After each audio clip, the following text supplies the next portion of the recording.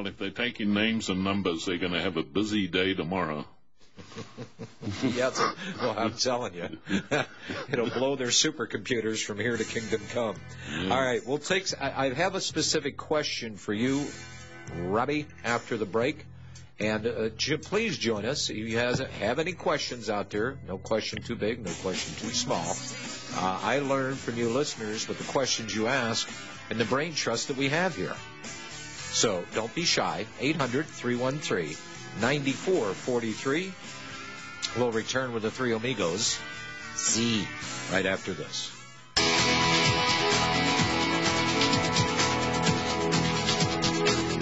You're tuned in to the National Intel Report, the Real Talk Radio Show.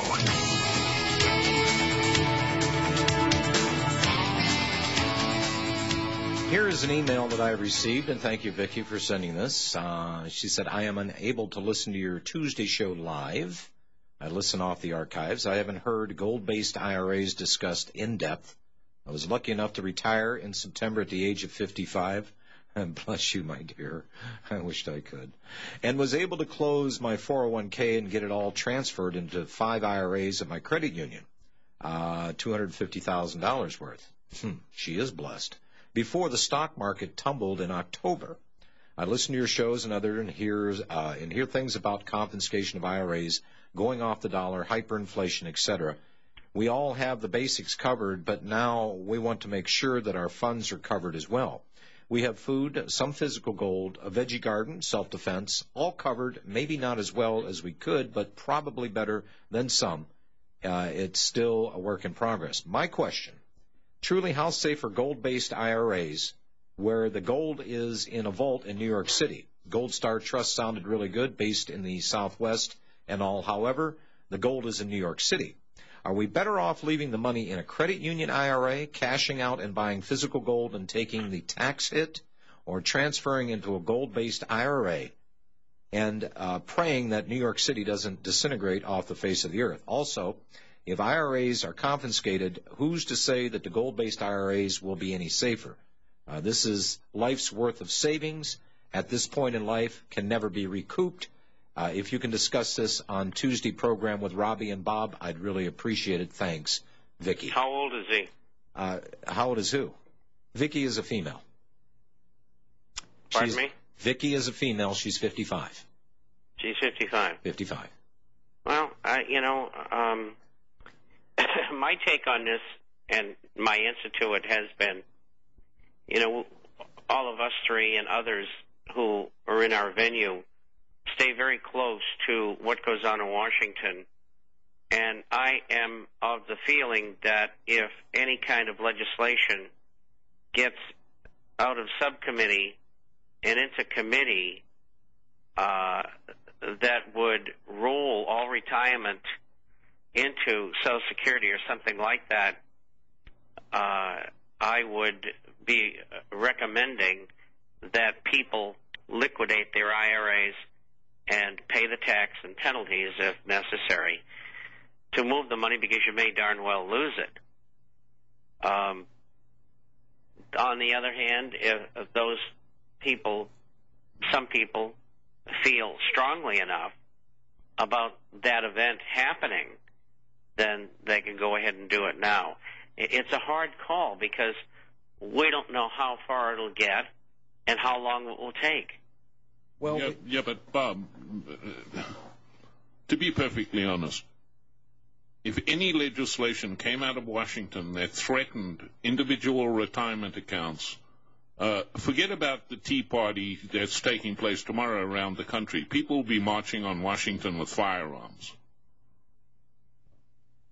To be perfectly honest, I don't think, this is not to discount that politicians can't do stupid things and resort to extremist measures in some instances, but all they got to do is look at events that have unfolded around the world when governments have tried to mess with people's retirement accounts. They biting off more than they can chew, and I really don't think that's in the cards in any way, shape, or form. Well, Bob, you wrote in your own newsletter, you said, as we predicted, the Treasury says that life insurers will be able to use TARP.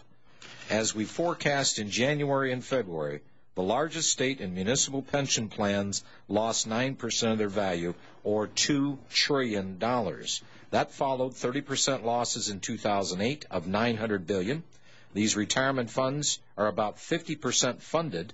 These funds have no safety net. You said in your newsletter, wait until you see what happens to all the retirement funds, like life insurance and annuities, when the Dow falls from 8,000 to 4,000. Now, let me be perfectly clear about this. We are in a very deep, on the precipice of depression. Unemployment rates, forget the federal fudge figures, is about 20%. And we're not even into 1 year of the stock market decline. That happened last year. Okay? We know that unemployment is going to grow. We know more people are going to be out of work. We know that the measures they're taking are going to devalue and hyperinflate the dollar.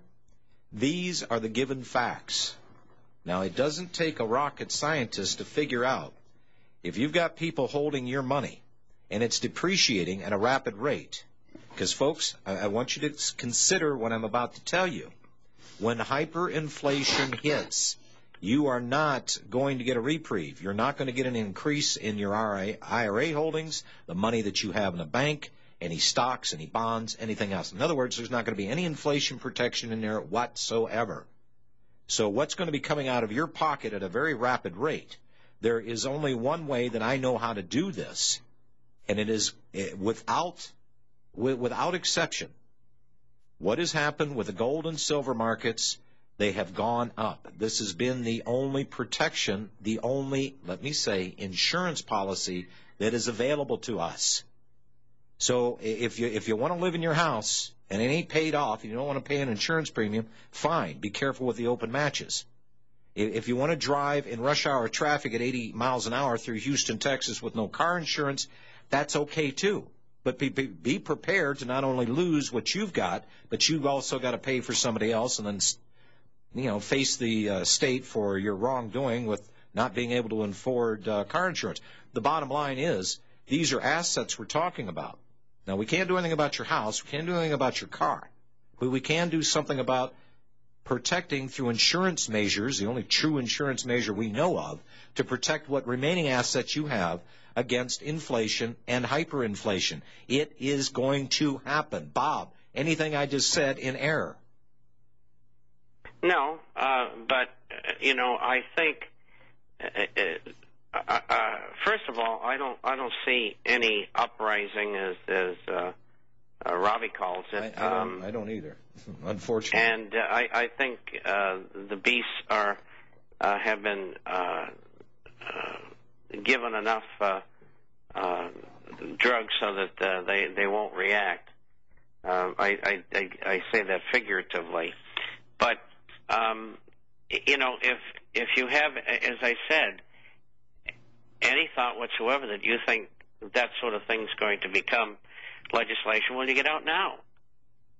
If you want to risk it and stay in gold and silver assets within the plans that you have, if you're able to do that and take that risk, that's fine.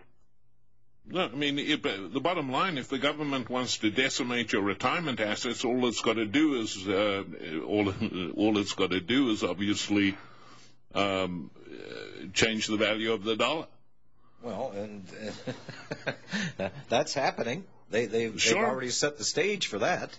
And guys, I try to wrap my mind around this. I would be more concerned about pension funds than I would about individual retirement accounts, because that's where the money is. I still try to keep my mind wrapped around this thing, and it's elusive. The fact that since 1913, when Congress of the United States delegated the control of our currency and the value thereof to a private corporation, that since 1913, it's lost 98% of its value. Okay, how much further can it be devalued through the hyperinflation that we're going to see? I mean, how much less of 2% can there be? 0%? I mean, this is staggering to the imagination. Look at those numbers in today's perspective. We have ongoing diminution or devaluation of the dollar via inflation. Even today, and inflation is still 9 to 10% no matter what they say.